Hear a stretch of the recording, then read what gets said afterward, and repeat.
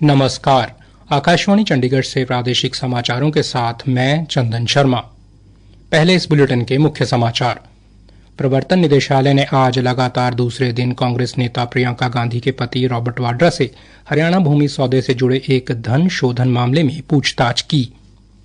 Bharatiya Janata party ने national Herald मामले में कांग्रेस के वरिष्ठ नेता राहुल गांधी और सोनिया गांधी के खिलाफ आरोप पत्र दाखिल होने के बाद कांग्रेस पर प्रवर्तन निदेशालय को धमकाने की कोशिश करने का आरोप लगाया। हरियाणा विधानसभा में आज विधानसभा अध्यक्ष हरविंद्र कल्याण और मुख्यमंत्री नायब सिंह सैनी ने 13 देशों के 27 सदस्य शिष्टमंडल से मुलाकात की। हरियाणा विद्यालय शिक्षा बोर्ड ने कहा है कि विद्यार्थियों को निजी प्रकाशकों की महंगी किताबें खरीदने के लिए मजबूर करने वाले स्कूलों के खिलाफ सख्त कार्रवाई होगी। और हरियाणा विद्यालय शिक्षा निदेशालय ने विद्यार्थियों को लू से बचाने के लिए एडवाइजरी जारी की। अब समाचार विस्तार से। प्रवर्तन निदेशालय ने आज लगातार दूसरे दिन वरिष्ठ कांग्रेस नेता प्रियंका गांधी के पति रॉबर्ट वाड्रा से हरियाणा भूमि सौदे से जुड़े एक धन शोधन मामले में पूछताछ की। मिली जानकारी के अनुसार जांच एजेंसी ने वाड्रा से करीब 5 घंटे तक पूछताछ की और धन शोधन निवारण अधिनियम के तहत उनके बयान दर्ज किए। रॉबर्ट वाड्रा के खिलाफ यह जांच हरियाणा के गुरुग्राम में शिकोहपुर में वर्ष 2008 के एक भूमि सौदे से संबंधित है, जिसमें वाड्रा से जुड़ी एक company Skylight hospitality private limited ने शिकोहपुर में ओंकारेश्वर प्रॉपर्टीज नामक कंपनी से 7.5 करोड़ रुपए की कीमत पर करीब 3.5 एकड़ भूमि खरीदी थी। उस समय हरियाणा में मुख्यमंत्री भूपेंद्र सिंह हुड्डा की सरकार थी। 4 साल बाद सितंबर 2012 में कंपनी ने इस जमीन को डीएलएफ को 58 करोड़ रुपए में बेच दिया। ये भूमि सौदा अक्टूबर 2012 में उस समय विवादों में आया जब भारतीय प्रशासनिक सेवा के अधिकारी अशोक खेमका ने इस सौदे को राज्य चकबंदी अधिनियम और कुछ संबंधित प्रक्रियाओं का उल्लंघन बताते हुए दाखिल खारिज को रद्द कर दिया था। खेमका उस समय हरियाणा के भूमि चकबंदी एवं भूमि अभिलेख महानिदेशक सह पंजीयन महानिरीक्षक के पद पर तैनात थे।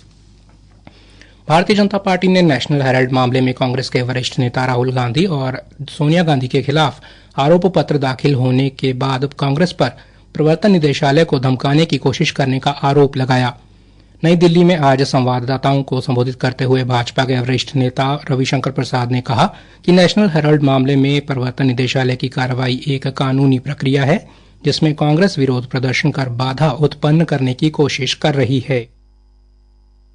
हजारों करोड़ की संपत्ति पर अगर आपने गलत तरीके से षड्यंत्र करके कब्जा कर लिया तो क्या इस पर चुप रहना चाहिए? यही तो बड़े सवाल है। There is a glaring case where thousands of crores of public property situated at prime locations in different parts of the country have been misappropriated by conspiracy where the beneficiary is you and your son being 76% owner of the AJL। तो फिर ये धरना vendetta Narendra Modi ji की सरकार है, कानून को अपना काम करने देगी और कानून काम करेगा। इस बीच कांग्रेस अपने वरिष्ठ नेताओं के खिलाफ आरोप पत्र को लेकर देशव्यापी विरोध प्रदर्शन कर रही है। पार्टी ने प्रवर्तन निदेशालय की कार्रवाई को बदले की राजनीति बताया है।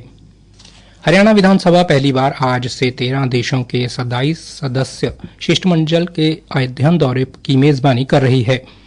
आज विधानसभा अध्यक्ष हरविंद्र कल्याण और मुख्यमंत्री नायब सिंह सैनी ने शिष्टमंडल से विधानसभा परिसर में मुलाकात की। हमारे संवाददाता अश्विनी कुमार शर्मा ने बताया कि इस शिष्टमंडल में शामिल सभी प्रतिनिधि विधि निर्माण के विशेषज्ञ हैं और वे विधान प्रारूपण में 36वें अंतर्राष्ट्रीय प्रशिक्षण कार्यक्रम के तहत लोकसभा में प्रशिक्षण के बाद हरियाणा विधानसभा के साथ जोड़ा गया है। लोकसभा ने 16 से 21 अप्रैल तक 6 दिवसीय प्रशिक्षण की जिम्मेदारी हरियाणा विधानसभा सचिवालय को सौंपी है। शिष्टमंडल में Cote d'Ivoire, Ecuador, Guatemala, Honduras, Maldives, Mongolia, Myanmar, Nigeria, Sri Lanka, Tanzania, Zambia और जिम्बाब्वे के सदस्य शामिल हैं। इस शिष्टमंडल के साथ लोकसभा के 10 वरिष्ठ अधिकारी भी आए हैं। ये शिष्टमंडल विधि निर्माण प्रणाली एवं विधान प्रारूपण के लिए भारत के दौरे पर है। प्रादेशिक समाचार आकाशवाणी चंडीगढ़ से प्रसारित किए जा रहे हैं। हमारे बुलेटिनों और ताज़ा समाचारों के लिए आप हमारी वेबसाइट news.air.gov.in पर लॉगिन कर सकते हैं। ये समाचार हमारे यूट्यूब चैनल और x handle Akashvani news Chandigarh पर भी उपलब्ध हैं। हरियाणा विद्यालय शिक्षा बोर्ड ने कहा है कि विद्यार्थियों को निजी प्रकाशकों की महंगी किताबें खरीदने के लिए मजबूर करने वाले निजी स्कूलों के खिलाफ सख्त कार्रवाई की जाएगी। बोर्ड अध्यक्ष डॉ पवन कुमार ने भिवानी में बताया कि हरियाणा सरकार के आदेशानुसार कोई भी विद्यालय विद्यार्थियों के अभिभावकों को निजी प्रकाशकों की महंगी किताबें खरीदने पर मजबूर नहीं कर सकता। हरियाणा सरकार द्वारा ये कदम अभिभावकों पर पड़ने वाले आर्थिक बोझ को कम करने की दिशा में उठाया गया है। उन्होंने बताया कि जल्द ही शिक्षा बोर्ड द्वारा प्रदेश भर के विद्यालयों में पढ़ाई जा रही पाठ्य पुस्तकों की जांच के लिए विशेष उड़न दस्ते गठित किए जाएंगे।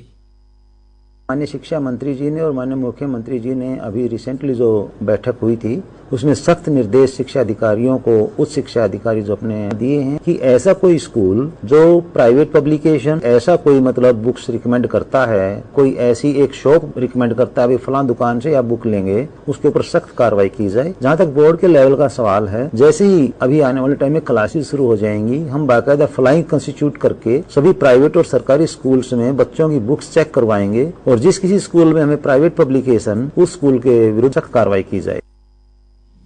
उन्होंने कहा कि जांच के दौरान यदि कोई विद्यालय शिक्षा विभाग व शिक्षा बोर्ड के निर्देशों की अवहेलना करता पाया जाता है तो बोर्ड उनकी संबद्धता रद्द कर सकता है और जुर्माना भी लगा सकता है। वहीं इसे शिक्षा के अधिकार एवं राष्ट्रीय शिक्षा नीति का उल्लंघन भी माना जाएगा। हरियाणा सरकार ने गत वर्ष 20 जुलाई से 3 अगस्त तक हड़ताल में भाग लेने वाले राज्य सरकार के विभिन्न विभागों, बोर्डों और निगमों में कार्यरत अनुबंध कर्मचारियों की नौकरी बरकरार रखने का निर्णय लिया है। मानव संसाधन विभाग ने एक निर्देश जारी कर स्पष्ट किया है कि हड़ताल के दिनों के लिए ऐसे कर्मचारियों के कार्यकाल पर कोई प्रतिकूल प्रभाव नहीं पड़ेगा, लेकिन इन दिनों के लिए कोई पारिश्रमिक नहीं दिया जाएगा।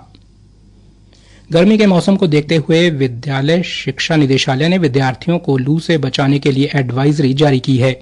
निदेशालय द्वारा शिक्षा अधिकारियों एवं स्कूल मुखिया को पत्र जारी कर रेड क्रॉस फंड से ORS के पैकेट उपलब्ध करवाने और खिड़कियों को रिफ्लेक्टर से ढक कर रखने के भी निर्देश दिए गए हैं। निदेशालय ने किसी भी अवस्था में विद्यार्थियों को खुली धूप में न बैठाने और उनके लिए साफ पेयजल की समुचित व्यवस्था सुनिश्चित करने को कहा है। जींद में हमारे संवाददाता ने राजकीय कन्या वरिष्ठ माध्यमिक विद्यालय में प्रधानाचार्य सुरेंद्र गौड़ और अध्यापकों से किए गए प्रबंधों की जानकारी ली। स्कूल अध्यापिका अंजू ने बताया, स्कूल में बच्चों के लिए पानी की व्यवस्था ठीक से की गई है। पानी पीने का जो है वो बिल्कुल साफ है और ORS के पैकेट वगैरह रखे गए हैं। बच्चों को बोतल लाने के लिए भी बोला गया है कि स्कूल में घर से बोतल लेके आए। 3 बार पानी के लिए बेल बजती है इनकी। 8 बजे से 2:30 बजे तक 3 बार पानी पीने का टाइम होता है। उसके बीच में ये अपनी बोतल भी यूज कर सकती है और पीने का पानी बिल्कुल साफ है, फिल्टर वाटर है। स्कूल के विद्यार्थियों ने विद्यालय शिक्षा निदेशालय के निर्देश पर किए गए प्रबंधों को लेकर बताया,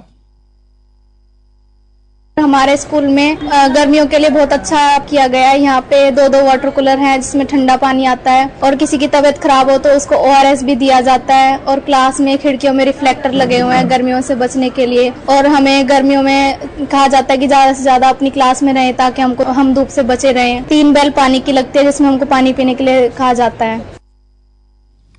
नशा मुक्त हरियाणा का संदेश लेकर प्रदेश के कोने कोने में जा रही साइक्लोथॉन आज सोनीपत से होती हुई पानीपत के लिए रवाना हुई। एक सरकारी प्रवक्ता ने बताया कि साइक्लोथॉन का सोनीपत जिले के गन्नौर कस्बे में लोगों द्वारा गर्मजोशी के से स्वागत किया गया। इस दौरान विद्यार्थियों ने सांस्कृतिक प्रस्तुतियां देकर जागरूकता का संदेश दिया। स्थानीय अधिकारियों ने स्वयं इस साइकिल चलाकर नागरिकों को नशा मुक्ति का संदेश दिया और समाज को इस दिशा में संगठित होकर आगे बढ़ने का आह्वान किया। उन्होंने बताया कि मुख्यमंत्री नायब सिंह सैनी द्वारा रवाना की गई ये साइक्लोथॉन 27 अप्रैल को सिरसा जिले के डबवाली में संपन्न होगी।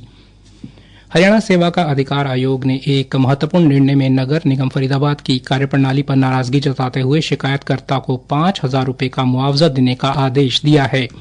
अंत में मुख्य समाचार एक बार फिर से। प्रवर्तन निदेशालय ने आज लगातार दूसरे दिन कांग्रेस नेता प्रियंका गांधी के पति रॉबर्ट वाड्रा से हरियाणा भूमि सौदे से जुड़े एक धन शोधन मामले में पूछताछ की। भारतीय जनता पार्टी ने नेशनल हेराल्ड मामले में कांग्रेस के वरिष्ठ नेता राहुल गांधी और सोनिया गांधी के खिलाफ आरोप पत्र दाखिल होने के बाद कांग्रेस पर प्रवर्तन निदेशालय को धमकाने की कोशिश करने का आरोप लगाया। हरियाणा विधानसभा में आज विधानसभा अध्यक्ष हरविंद्र कल्याण और मुख्यमंत्री नायब सिंह सैनी ने 13 देशों के 27 सदस्य शिष्टमंडल से मुलाकात की।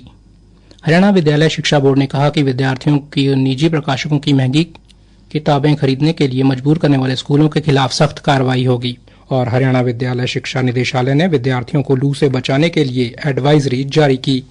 प्रादेशिक समाचार समाप्त हुए।